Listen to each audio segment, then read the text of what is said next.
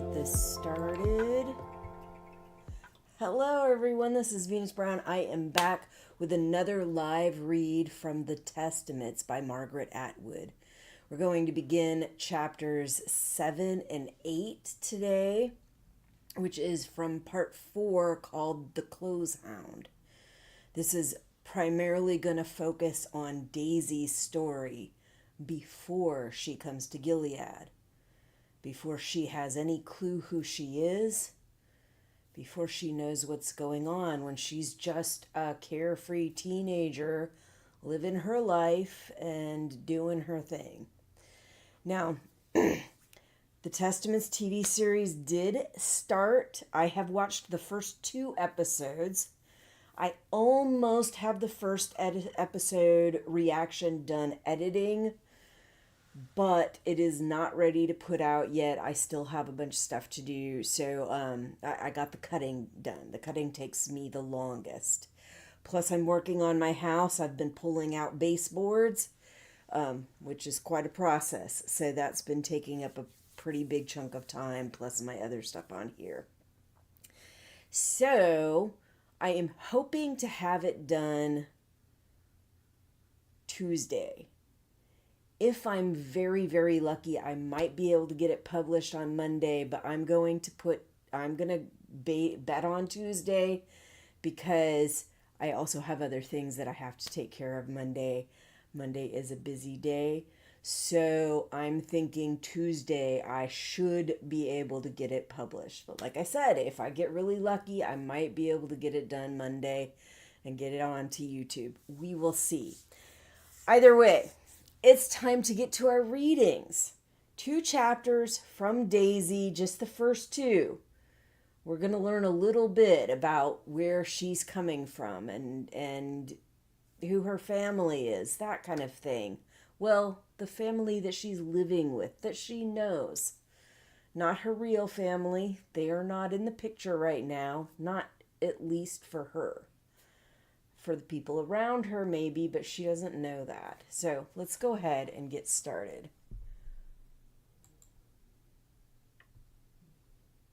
Well, that's the wrong thing. Okay. All right. Part 4, The Clothes Hound. Let's get going. This is transcript of witness testimony 369B. Which is the name, or which is the code given on these transcripts for Daisy. All right. Another thing about the Testimonies TV series right now compared to this one, we still don't know for sure if Daisy is the same person that she is on the book. But I suspect she is. There are many, many signs that she seems to be the same person. The age doesn't line up, but they said the age wouldn't line up. And if they tried to go by the age in the book, then the age would definitely not line up, not even close. But anyway, let's go ahead and get started. They say I will always have the scar, but I'm also better. So yes, I think I'm strong enough to do this now. You've said that you'd like me to tell you how I got involved in this whole story, so I'll try. Though it's hard to know where to begin. I'll just start before my birthday, or what I used to believe was my birthday. Neil and Melanie lied to me about that. They'd done it for the best of reasons, and they'd meant really well. But when I first found out about it, I was very angry at them. Keeping my anger was difficult, though, because by that time, they were already dead. You can be angry at dead people, but you can never have a conversation about what they did. Or you can only have one side of it.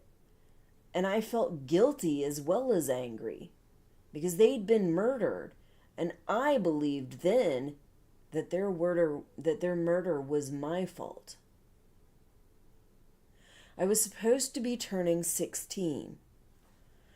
When what I was most looking forward to was getting my driver's license. I felt too old for a birthday party, though Melanie always got me a cake and ice cream and sang Daisy, Daisy, give me your answer true. An old song I'd loved as a child and was now finding quite embarrassing. I did get the cake later. Chocolate cake, vanilla ice cream, my favorites. But by then I couldn't eat it. By that time, Melanie was no longer there. Okay, so this has nothing to do with the TV series or the book, other than that they brought it up. Daisy, Daisy. So I used to have this little phone app which had, I think it was a little bird on it, and the bird would sing that. Daisy, Daisy, give me your answer true. I'm half crazy, and all for the love of you. I don't, da, da, da, da, da. I don't need a carriage or, yeah, I can't. I don't need a simple carriage. Something about marriage. Yeah, anyway. It's surprising I remember that much of it because it was like before our kids were born. And yeah, we had that for a while, but it's been a long time. Anyway, next paragraph. That birthday was the day that I discovered that I was a fraud. Or not a fraud like a bad magician, like a fake antique. I was a forgery done on purpose. I was so young at that moment, just a split second ago. It seems, but I'm not young anymore. How little time it takes to change a face. Carve it like wood, harden it. No more of that wide-eyed daydream gazing I used to do. I've become sharper, more focused. I've become narrowed.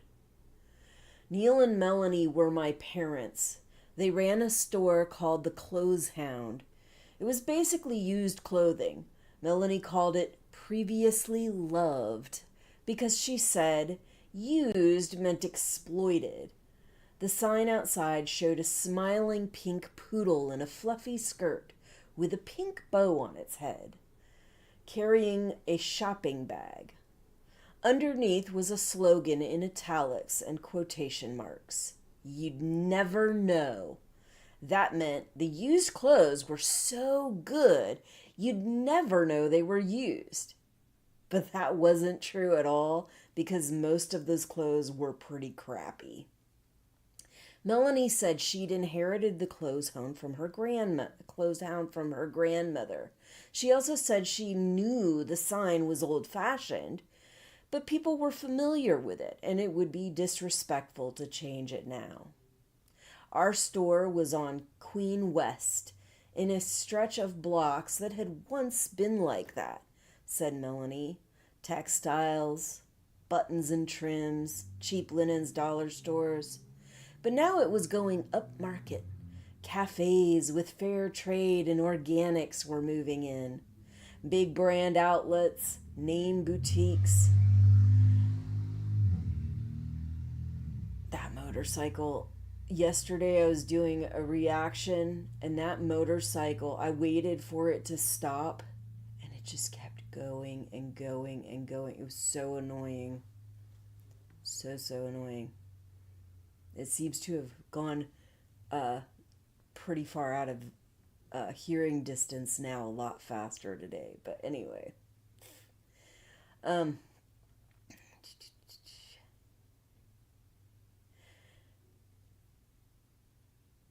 In response, Melanie hung a sign in the window, wearable art. But inside the store was crowded with all kinds of clothes you would never call wearable art. There was one corner that was kind of designer, though anything really pricey wouldn't be in the Clothes Hound in the first place. The rest was just everything. And all sorts of people came and went, young, old, looking for bargains or finds or just looking or smiling. Even street people would try to get a few dollars for t-shirts they'd picked up at the garage sales. Now, in the TV series, I'm pretty sure the very end of the first episode, it looks like Daisy is going into the Clothes Hound, greeting somebody in there, don't know exactly who, but she walks right by the handmaid, June Osborne, who's, of course, no longer a handmaid. But June is in there and she kind of turns her head towards the camera a little bit, but not like directly, not looking directly at it, like used to annoy some of the people that watched Handmaid's Tale before. But anyway, she was in there, and Daisy didn't seem to like notice her or respond to her or anything. So I think she's just kind of behind the scenes, keeping an eye on Daisy, but not actually interacting with her, so she can kind of keep dibs on her, maybe. Anyway, Melanie worked on the main floor. She wore bright colors like orange and hot pink because she said they created a positive and energetic atmosphere. And anyway, she was part gypsy at heart. She was always brisk and smiling, though on the lookout for shoplifting. After closing, she sorted and packed. This for charity, this for rags, this for wearable art. While doing the sorting, she'd sing tunes from musicals, old ones from long ago. Oh, what a beautiful morning was one of her favorites. And when you walk through a storm, I would get irritated by her singing. I'm sorry about that now. Sometimes she'd get overwhelmed. There was too much fabric. It was like the ocean, waves of cloth coming in and threatening to drown her. Cashmere. Who was going to buy 30-year-old cashmere? It didn't improve with age, she would say. Not like her. Neil had a beard that was going gray and wasn't always trimmed, and he didn't have much hair. He didn't look like a businessman, but he handled what they called the money end. The invoices, the accounting, the taxes. He had his office on the second floor, up a flight of rubber-treaded stairs. He had a computer and a filing cabinet and a safe. But otherwise, that room wasn't much like an office. It was just as crowded and cluttered as the store, because Neil liked to collect things. Old adding machines that worked with a handle, plastic toys that walked or hopped across the floor, such as bears, frogs, and sets of false teeth, a slide projector for the kind of colored slides that nobody had anymore. Cameras. He liked ancient cameras. Some of them could take better pictures than anything nowadays, he'd say. He had one whole shelf with nothing but cameras on it. One time he left the safe open and I looked inside.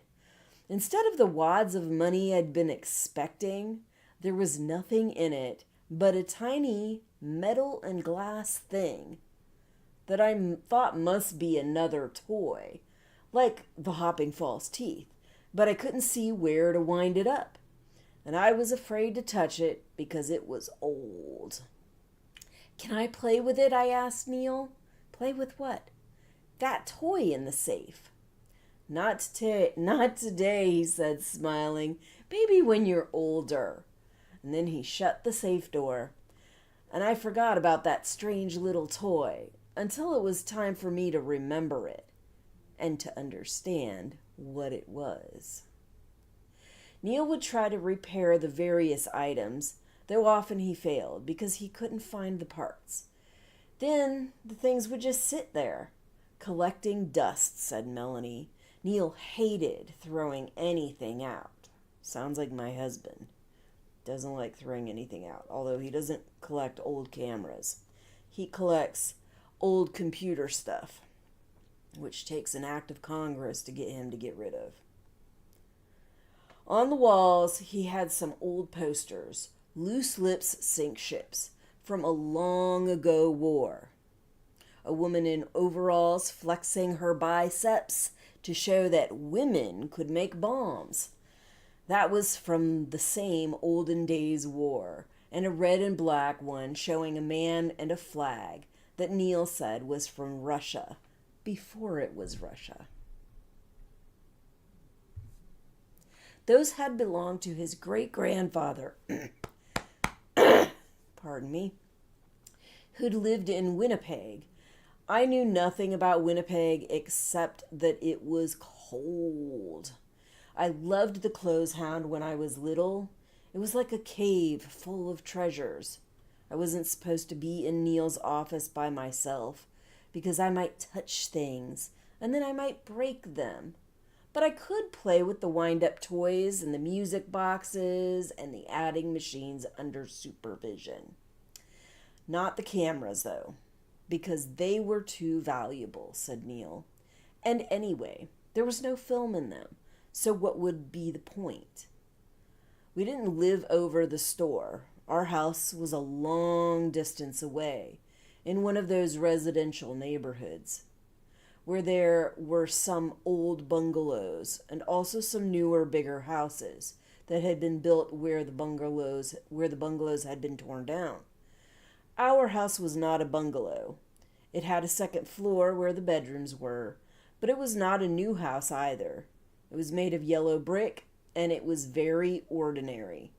There was nothing about it that would make you look at it twice. Thinking back, I'm guessing that was their idea, to make it ordinary and not that noticeable. Nothing extraordinary. All right, so that was the first chapter. So we're introduced to the Clothes Hound and how they operated, that kind of thing.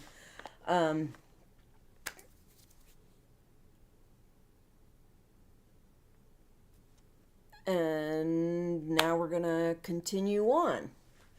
I was in the chapter 8. I was in the Clothes Hound quite a lot on Saturdays and Sundays because Melanie didn't want me to be in our house by myself. Why not? I began to ask when I was 12. Because what if there was a fire, said Melanie. Anyway, leaving a child in a house alone was against the law. Then I would argue that I was not a child, and she would sigh and say I didn't really know what was and was not a child, and children were a big responsibility, and I would understand later. Then she'd say I was giving her a headache, and we would get into the car and go to the store. I was allowed to help in the store, sorting t-shirts by size, sticking the prices on them, setting aside those that needed to be either cleaned or discarded. I liked doing that. I sat at a table in the back corner, surrounded by the faint smell of mothballs, watching the people who came in. They weren't all customers. Some of them were street people who wanted to use our staff washroom. Melanie let them do it as long as she knew them, especially in winter. There was one older man who came in quite frequently. He wore tweed overcoats that he got from Melanie and knitted vests. By the time I was 13, I was finding him creepy, since we'd done a module on pedophiles at school. His name was George. You shouldn't let George use the washroom, I said to Melanie. He's a perv. Daisy, that's unkind, said Melanie. What makes you think so? We were at our house and in the kitchen. He just is. He's always hanging around. He's bothering people for money right outside the store. Plus, he's stalking you. I might have said he was stalking me, which would have caused serious alarm, but that wasn't true. George never paid any attention to me. Melanie laughed and said, "No, he isn't." I decided she was naive. I was at the age at which parents suddenly transform from people who know everything into people who know nothing. There was another person who was in and out of the store quite a lot, but she wasn't a street person. I guess she was 40 or maybe closer to 50. I couldn't tell with older people. She usually had on a black leather jacket, black jeans, and heavy boots. She kept her long dark hair pulled back, and she didn't wear makeup. She looked like a biker, but not a real biker, more like an ad of a biker. She wasn't a customer. She came in through the back door to pick up clothes for charity. Melanie said the two of them were old friends, so when Ada asked, it was difficult to say no. Anyway, Melanie claimed that she only gave Ada items that would be hard to sell, and it was good that people would get some use out of them. Ada didn't look to me like the charitable type. She wasn't soft and smiling. She was angular. And when she walked, she strode. She never stayed long, and she never left without a couple of cardboard boxes of cast-offs, which she stowed in whichever car she'd parked in the alleyway behind the store. I could see these cars from where I sat. They were never the same. There was a third kind of person who came into the Clothes Hound without buying anything. These were the young women in long silvery dresses and white hats who called themselves Pearl Girls and said they were missionaries doing God's work for Gilead. They were a lot creepier than George. They worked the downtown, talking to street people and going to shops, making pests of themselves. Some people were rude to them, but Melanie never was, because she said it served no purpose. They always appeared in twos. They had white pearl necklaces and smiled a lot, but not real smiling. They would offer Melanie their printed brochures with pictures of tidy streets, happy children, and sunrises, and titles that were supposed to lure you to Gilead. Fallen. God can still forgive you. Homeless? There's a home for you in Gilead. There was always at least one brochure about baby Nicole. Give back baby Nicole. Baby Nicole belongs in Gilead. We'd been shown a documentary about baby Nicole at school. Her mother was a handmaid, and she'd smuggled baby Nicole out of Gilead. Baby Nicole's father was a top brass, super nasty Gilead commander. So there had been a huge uproar, and Gilead had demanded her return so she could be reunited with her legal parents. Canada had dragged its feet and then caved in and said they would make every effort. But by that time, baby Nicole had disappeared and never been found. Now, baby Nicole was the poster child for Gilead on every Pearl Girls brochure. There was the same picture of her.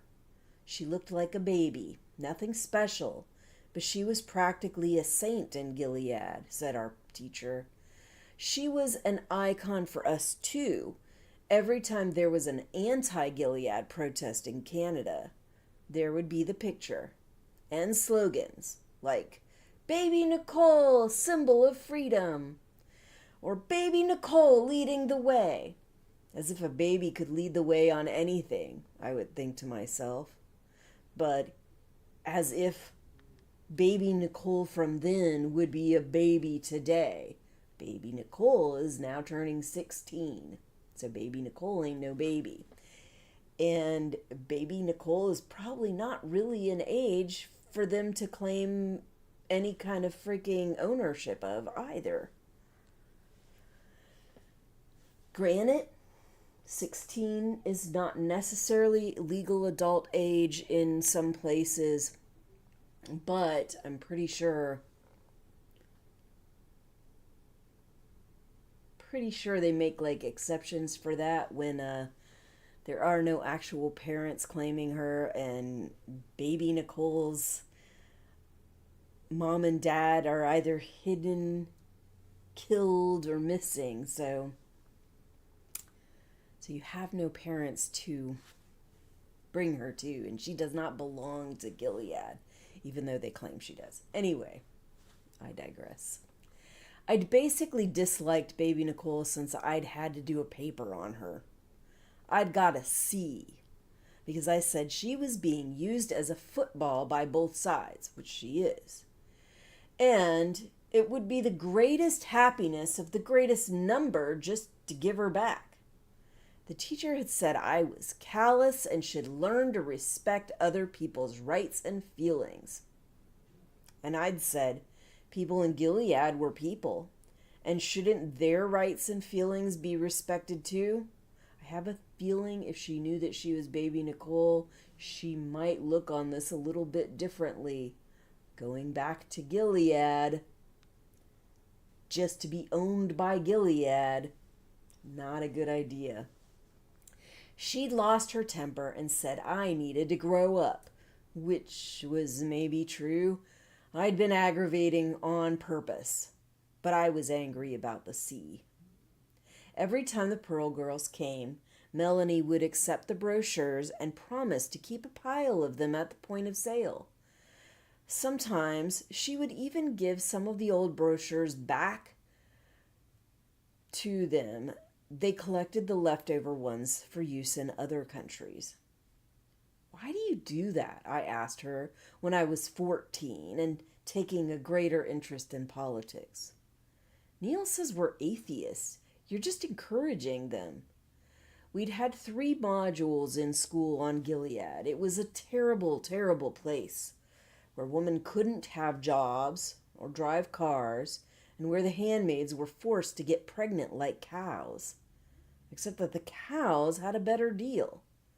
What sort of people could be on the side of Gilead and not be some kind of monsters? Especially female people. Why don't you tell them they're evil? There's no point arguing with them, said Melanie. They're fanatics. Then I'll tell them. I thought I knew what was wrong with people then, especially adult people. I thought I could set them straight. The Pearl Girls were older than me. It isn't as if they were children. How could they believe all that crap? No, said Melanie quite sharply. Stay in the back. I don't want you talking to them. Why not? I can deal. They try to con girls your age into going to Gilead with them. They'll say the Pearl Girls are helping women and girls. They'll appeal to your idealism. I would never fall for that, I said indignantly. I'm not fucking brain dead. I didn't usually swear around Melanie and Neil, but sometimes those words just slipped out. Watch the potty mouth, said Melanie. It makes a bad impression. Sorry, but I'm not. Of course not, said Melanie. But just leave them alone. If I take the brochures, they go away. Are their pearls real? Fake, said Melanie. Everything about them is fake. Okay, so that's the end of our readings for today. We'll have a couple more on Tuesday, because today is Sunday. We'll have a couple more chapters on Tuesday, which I believe that the Clothes Hound goes through 5 chapters. Let me double check. The Clothes Hound. Yeah, 5 chapters. So I can either read the next two, chapter 9 and 10, or I can go ahead and read 9, 10, and 11 on Tuesday so that we get through that whole section. Haven't decided yet. It depends on how long they are. Let me see how many chapters are in this thing. 71. So we just finished chapter 8 of 71 chapters. But I think it's going kind of nicely, especially where I am on the Testament's TV series right now. I know the series is not going... Here, let me put it back on the live section. I know the TV series is not going really according to any kind of timeline that's in the book. And I know they already said there was going to be timeline discrepancies, but they're also moving some things around. It does, to me, though, look like the major stories that I'm most worried about so far seem to be kept intact and kept to the characters that I suspected they would be. So I'm glad about that. One of the things that I noticed when I watched the first 2 episodes, there were a couple points that I got confused about the character Garth. So when I saw... this is going to be a spoiler if you have not watched the first episode of the Testament's TV series. But there's this guy that has been helping the students line up on the bus and stuff, or get on the bus. I think he's like keeping track of them or something like that. And later on, towards the end of the episode, they bring him in, accusing him of fondling himself, basically. And their punishment is to chop off his arm. And when I first saw that guy, I thought he was Garth. He's not Garth. But there is another guy who I wasn't sure about, because I had read or seen or heard somewhere on the internet that Garth was supposed to be a commander, and this was definitely not a commander. So I finally was like, okay, like, this is causing me enough confusion. I need to look it up. So I went ahead and looked it up. And Garth, in both the TV series and in the book, is supposed to be a guardian. And at some point, he changes to... I don't know if he changes to an eye, but he also becomes an eye, much like Nick on The Handmaid's Tale. So, not a guardian. It doesn't say anywhere that I could find that he becomes a guardian in the book or the TV series at all. So, yeah. And we do see him in the second episode. We might have seen him in the first episode, but I know we saw him in the second episode. He is the guy... He is the guardian that Agnes seems to be attracted to. So if you see that she seems to be interacting with one guardian a little more, she seems to be more smiley with him. She also confronts him about smoking, which she says, you know that's not allowed or whatever. And then he gets all like, oh, yeah, I'm so sorry. And yeah, I'm like, I didn't like that scene because I was like, oh, now, like, it just reminded me of the fact that these are young girls that are going to be wives, that are underage, immature, and they're trying to establish power in a situation that usually somebody that age would not have that kind of power. And And I'm like, they also tend to have power over people like that. The guardians, like, they can get them tossed out. They can get their fucking arms chopped off for fondling themselves. They can get them hung or dropped down a pool for having sex with somebody else, which they'll call rape regardless of what it is. But unless it's in a ceremony, if it's a ceremony, then all of a sudden it's okay. But any other sexual exploits, they will say is rape automatically, whether both sides were consenting or not, because according to Gilead, they're not allowed to do that stuff. Anyway, but yeah, that's who Garth is. He is the guy that Agnes seems to be attracted to. Hannah. Her name was Hannah, but Gilead took her and changed her name to Agnes. So just like they do with it, almost everybody comes from somewhere else, and Gilead takes them and changes their name. I am assuming that doesn't really happen with the Econo people. And I have noticed, at least according to the book, it looked like Aunt Lydia actually kept her real name or something like that. Or maybe it was Serena. Serena kept her real name.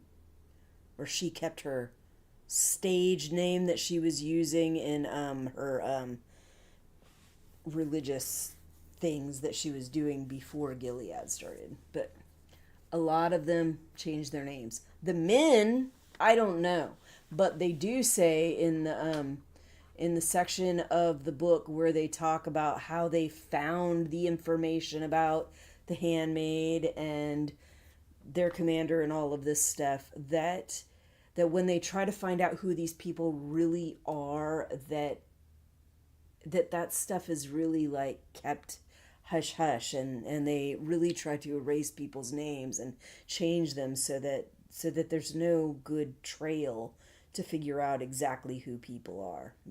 And that included the commanders. Okay, so anyway, that is all I got for you right now. I will take you to my ending screen so I can show you my schedule, which I did talk about when I was going to do the Testament reaction. So we have my Testament live readings are Sunday and Tuesday, so my next one will be on Tuesday. We'll either do chapter 9 and 10, or we'll do chapters 9 through 11. We'll see. It depends on how I'm feeling and how long it is, stuff like that. I do live after watches for Deadlock Season 2 on Sundays, so I will have one later on today around 6 p.m. I am on episode 4 called Ladies Day, Night, Day, Night. Anyway, and solo leveling reactions are every Friday. Gen V Season 2 I do on Friday, but I already have episode 6 and 7 out, and I just have one more to put up. So once that one is done, then Gen V is done.